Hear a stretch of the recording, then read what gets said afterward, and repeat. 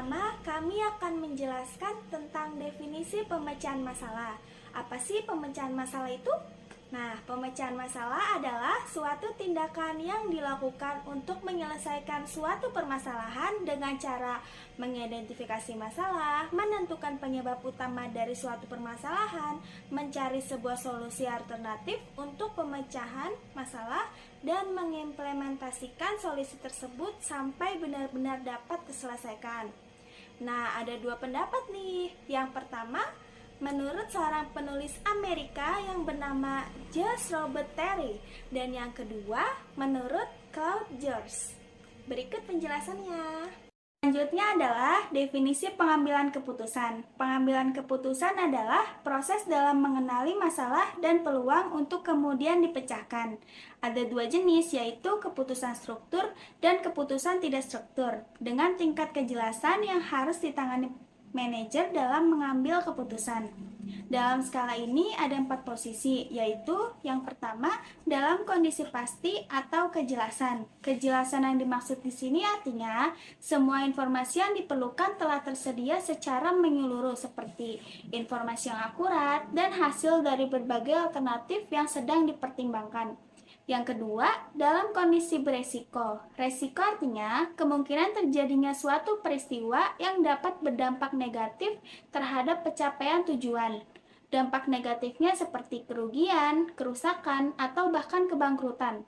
Seorang manajer harus bisa meminimalisir resiko tersebut. Dan yang ketiga, dalam kondisi tidak pasti atau ketidakjelasan. Ini terjadi saat manajer mengetahui tujuan mana yang ingin dicapai, tetapi informasi tersebut tidak lengkap. Faktor yang mempengaruhi sebuah keputusan seperti masalah harga biaya, masalah produksi, atau suku bunga di masa yang akan datang. Dan yang terakhir, dalam kondisi konflik atau ambiguitas. Ambiguitas artinya situasi sulit pengambilan keputusan di mana tujuan atau permasalahan yang hendak dipecahkan tidak jelas, alternatif sulit ditentukan, dan hasilnya tidak jelas. Contohnya ketika seorang manajer mau berinvestasi di sebuah perusahaan. Nah, manajer tersebut tidak tahu apakah informasi tersebut akan menguntungkan atau merugikan, karena pergerakan pasar keuangan bisa sangat tidak pasti dan mempengaruhi hasil investasi. Oke, teman-teman semuanya, sekarang saya akan menyampaikan solusi dalam menyelesaikan berbagai masalah di bidang pengambilan keputusan ini. Yang pertama, menerapkan konsep keputusan yang cenderung hati-hati dan memikirkan setiap dampak yang timbul secara jangka pendek maupun jangka panjang. Yang kedua, meningkatkan setiap keputusan menurut alasan-alasan yang bersifat representatif. Artinya, keputusan yang dibentuk tidak dinandaskan karena harapan suatu pihak saja, namun menurut harapan aneka macam pihak, sehingga pertanggungjawaban tersebut bersifat pelibatan yang menyeluruh. Ketiga, menghindari pengambilan keputusan yang bersifat ambigu. Keputusan yang bersifat ambigu artinya keputusan bersifat tidak terang dan tidak tegas, sehingga para pihak baik karyawan dan juga lainnya sulit untuk memahami maksud dari keputusan tersebut. Yang keempat, setiap keputusan yang dibentuk oleh seorang pimpinan di sebuah perusahaan menurut para pertimbangan 4 fungsi manajemen. Dengan pertimbangan 4 fungsi manajemen administrasi ini, dibutuhkan keputusan yang dibentuk menjadi lebih balance. Macam-macam keputusan manajemen menurut Herbert Schumann secara umum membedakan antara dua jenis keputusan, yaitu satu, keputusan yang terstruktur atau structured decision. Keputusan yang struktur adalah keputusan yang terstruktur atau yang muncul berulang-ulang dan rutin, dibuat menurut kebiasaan, aturan, serta prosedur tertulis maupun tidak. Sifat keputusan terstruktur: 1. Berulang-ulang, 2. Rutin, 3. Mudah dipahami, 4. Memiliki pemecahan yang standar berdasarkan analisa kuantitatif. Contohnya, strategi pemasaran untuk produk baru, pemberian cuti, pengambilan tugas akhir. Sifat keputusan semi struktur: 1. Peraturan tidak lengkap, 2. Sebagian struktur, dan sebagian instruktur. Contohnya, pemberian kredit, personalia, pemberian dana rehabilitas sekolah, pemeliharaan jalan, dan lain-lain. 2. Keputusan yang tidak struktur atau unstructured decision. Keputusan yang tidak terprogram apabila keputusan baru pertama kali muncul dan tidak tersusun atau unstruktur. Keputusan semacam itu memerlukan penanganan khusus untuk memecahkan masalah karena belum ada pedoman khusus dalam menangani masalah tersebut.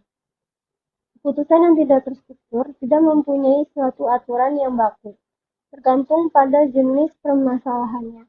Sifat keputusan tidak terstruktur: 1. Tidak berulang dan rutin. 2. Tidak ada model untuk pemecahan masalah ini. 3. Butuh intuisi.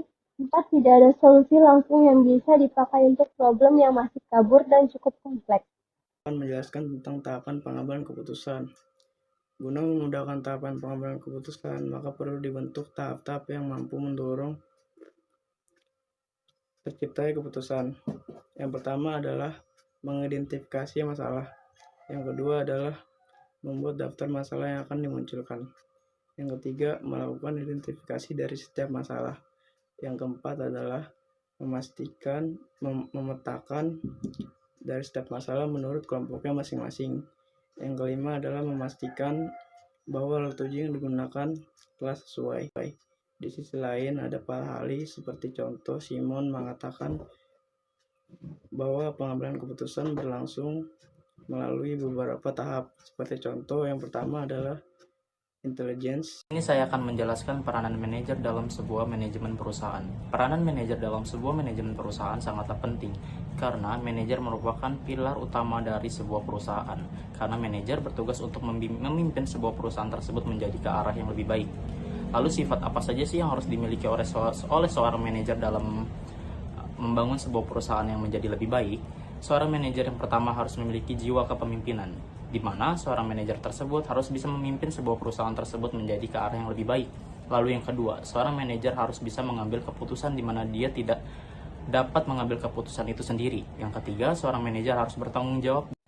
Lalu ada kalanya seorang manajer tidak dapat mengambil keputusan sendiri dalam menyelesaikan suatu permasalahan. Seorang manajer dalam mengambil keputusan, jika ia sudah tidak dapat menyelesaikan permasalahan itu sendiri, ia harus melibatkan semua stafnya untuk berkontribusi aktif, yaitu dengan memberikan chance kepada stafnya untuk berpendapat dan berargumentasi sesuai dengan analisa data yang ada. Analisa data yang sudah disampaikan oleh semua stafnya ini harus dicek dulu nih, analisa datanya baik ataupun benar. Sehingga analisa data yang ada itu akan dikembangkan oleh manajer tersebut sehingga mendapatkan solusi yang terbaik nantinya. Tetapi seorang manajer juga harus memiliki opsi lain dalam menyelesaikan permasalahan tersebut. Nah, selanjutnya yang seorang manajer harus lakukan yaitu putuskan nih solusi mana yang ia akan lakukan untuk menyelesaikan permasalahan tersebut. Tinggal ia mengimplementasikan bagaimana caranya solusi tersebut dapat berjalan lancar sesuai dengan yang ia harapkan. Nah, langkah selanjutnya ini seorang manajer tersebut tinggal mengevaluasi nih bagaimana solusi tersebut berjalan dengan lancar ataupun tidaknya. Sehingga jika solusi tersebut tidak berjalan dengan lancar, ia tinggal mengeluarkan opsi lain yang ia dapat kerjakan untuk menyelesaikan permasalahan tersebut.